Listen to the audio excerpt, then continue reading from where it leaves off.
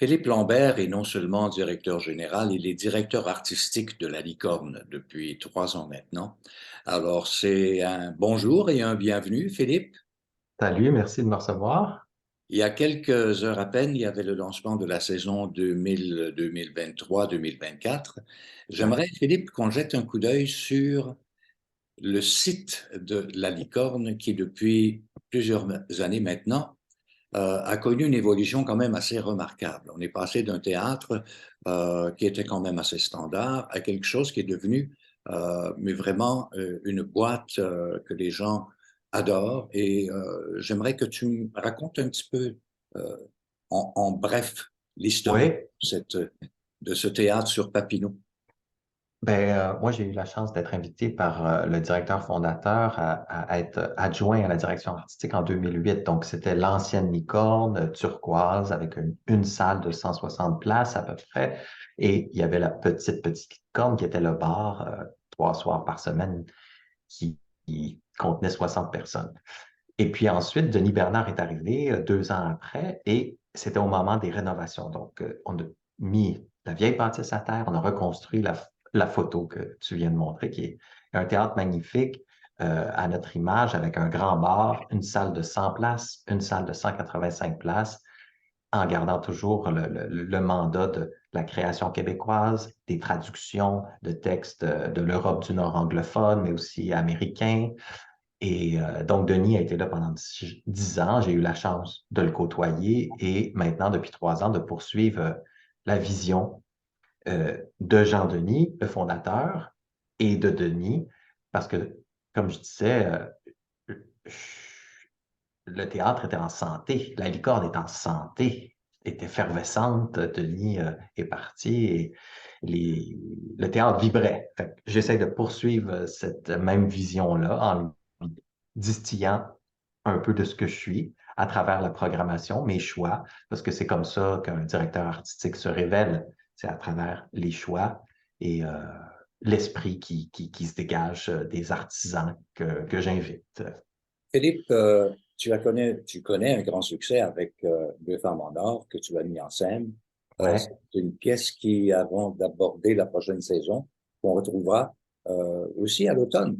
En décembre, ouais, juste avant Noël, je me disais que c'était un beau cadeau de Noël à offrir aux gens parce que c'était plein rapidement au printemps. Puis je me disais, il faut absolument qu'on puisse vendre des tickets ou donner des dates, même si c'est en décembre, les gens ils vont les acheter. Puis comme de fait, c'est presque rempli déjà. Donc ça faisait partie c'est des supplémentaires. Mais sinon, on a des spectacles fabuleux comme Génération Danse, mise en scène par Sophie Cadieux, qui est un spectacle aussi effervescent que Deux femmes en or, je dirais, à sa manière. Ça met en scène 8 jeunes adolescentes qui font du cheerleading de compétition, donc des performances athlétiques.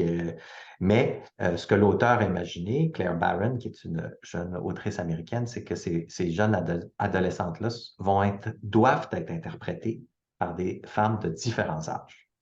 Fait que ce qui est fabuleux, c'est qu'on reçoit le discours, les enjeux, la ferveur adolescente à travers les dialogues, mais sur scène, ce qu'on voit, nous, comme public, ben, c'est des femmes avec des corps différents, des âges différents, une maturité, donc une jeune, une actrice plus âgée comme Mireille Métellus, par exemple, qui va participer, qui tient un discours de jeunes adolescentes jalouses, compétitives. Ça devient immédiatement drôle. Fait que c'est une proposition qui va être fabuleuse. C'est un peu le socle autour duquel j'ai bâti le reste de la saison. Puis comme c'est une grosse production pour nous, ben, ça m'a permis de faire des reprises comme Les Étés souterrains de Steve Gagnon, qui est un texte fabuleux qu'il a écrit spécifiquement pour Guylaine Tremblay. Elle l'avait joué devant des salles au tiers au printemps 21, alors qu'on sortait sur la pointe des pieds de la pandémie. Donc, c'était pas idéal comme création. Et il y a peu de gens qui l'ont vu. Donc, il fallait que ça vive en septembre. Puis, juste avant, elle va être 2 semaines au Théâtre Labordé à Québec. Donc, Est-ce que vous chance avez une ultime de... production avec la Bordée? Non, c'est notre production C'est votre à la production à vous. Manufacture ici, le Théâtre de la Manufacture qui gère le lieu La Licorne. Et, et l'autre production Manufacture, c'est Ulster American, mise en scène par Maxime Dénommé. Vincent Leclerc va le remplacer David Boutin, qui avait créé le rôle aussi à l'automne 21. Puis ça, c'est un spectacle qui va partir en tournée. C'est une comédie noire comme on les aime, qui est au cœur de la couleur licorne, je dirais, qui a marqué beaucoup comment dire, la vision artistique qui s'est raffinée il y a, tu sais, 25 ans, quand Jean-Denis est devenu, Jean-Denis Leduc, le directeur seul de la licorne, il a trouvé ce filon-là des textes irlandais, écossais. Et depuis ce temps-là, ben, ça parle à beaucoup de gens. Il y a un écho très fort de cette écriture-là avec le Québec Le ici. Centre des auteurs dramatiques, qui d'ailleurs, il y a quelques années, a bien invité des auteurs Oui, ben, irlandais, c'est écossais, Jean-Denis anglais. qui était précurseur de ça avec quelqu'un qui travaillait au Centre des auteurs dramatiques. Il avait créé ce lien-là, donc ça avait permis de faire beaucoup de traductions.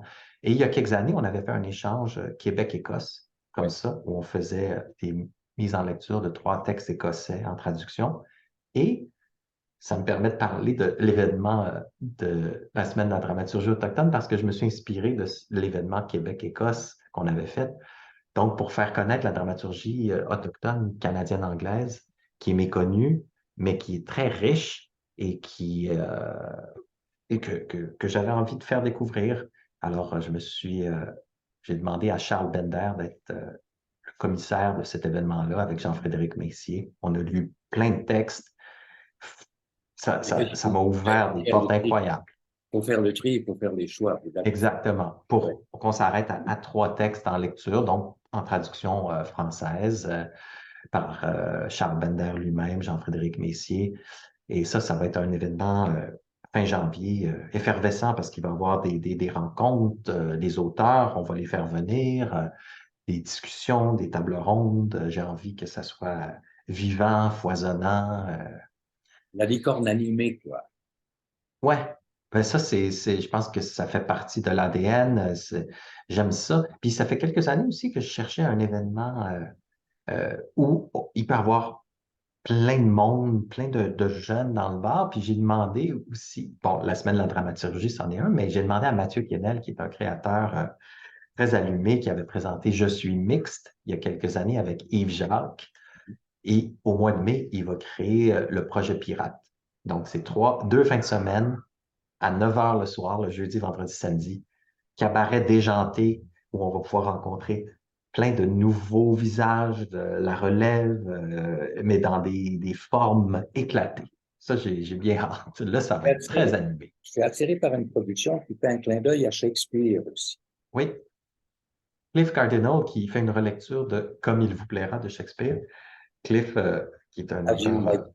ouais, autochtone, il va le jouer en anglais. La pièce va être présentée en anglais avec des sous-titres en français. Et ça, je vous le dis, là, c'est décapant à souhait. Il nous rentre dedans comme on aime. C'est surprenant. Euh, je suis sorti de ma lecture soufflé, décoiffé. Puis j'aime ça parce que je sens une grande liberté dans l'écriture, une cohérence aussi. Une pièce pour les vivants de XS Ouais, Extinction. c'est ça. On est dans Ouais, l'actualité, là. oui, oui, puis ça, j'ai eu la chance de le voir au Centaure. C'est une production du Centaure, un solo, un texte américain. Et j'ai été soufflé aussi. C'est très. Il y a beaucoup d'empathie. Ça parle d'écologie, d'engagement social, mais c'est jamais moralisateur. Elle nous parle directement. Il n'y a pas de quatrième mur.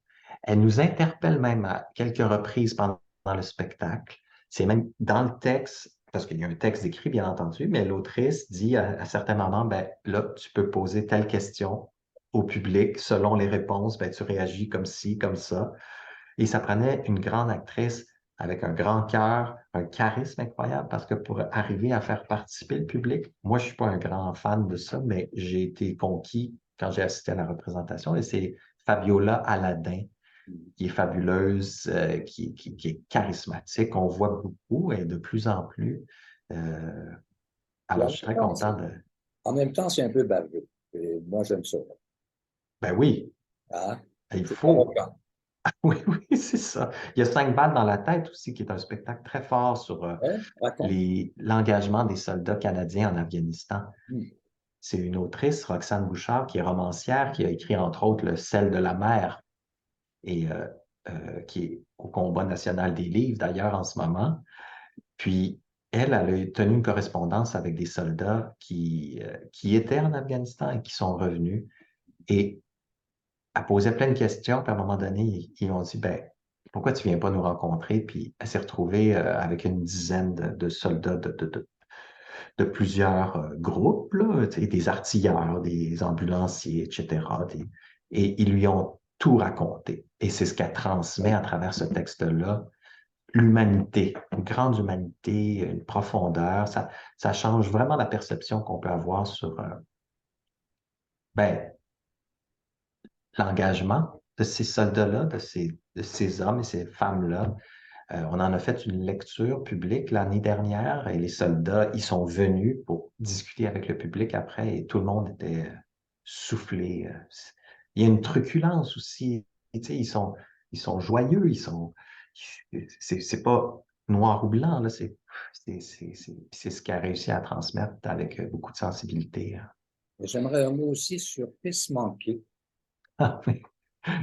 Jean-François Nadeau, c'est un créateur que je connais depuis longtemps. Il avait fait 2 spectacles au Centre du théâtre d'aujourd'hui. Puis quand je suis arrivé en poche, j'ai dit, c'est pas quelque chose dans tes tiroirs que tu aurais envie de. J'aimerais ça faire découvrir ton univers au public La Licorne. Puis lui, il a 2 amis qui sont des clowns, mais des vrais clowns, qui ont travaillé pendant des années au Cirque du Soleil. Euh, Et il leur a parlé. Il dit, pourquoi vous êtes devenu clown? Qu'est-ce qui vous habite? Puis ils ont découvert que c'était comme l'absence de père. Et il fait un clin d'œil au livre de Guy Corneau, Père manquant, fils manqué. C'est ça. Fait que c'est fait avec humour. Mais comme il dit, il utilise cette habilité-là de clown. Puis c'est pas avec un nez rouge. On est loin de ça complètement. Très excitant comme saison, Philippe. Hey, J'ai très merci. hâte qu'on ait l'occasion de voir tout ça. Alors, merci. Cet été, tu prends un peu Ah de... oui, il faut s'arrêter, il faut recharger les batteries parce que c'est des longues et grosses saisons, mais toujours enlevantes, puis énergisantes aussi. Merci beaucoup. Et Plaisir. bonne saison à la Licorne encore une fois sur toi. Merci. Merci.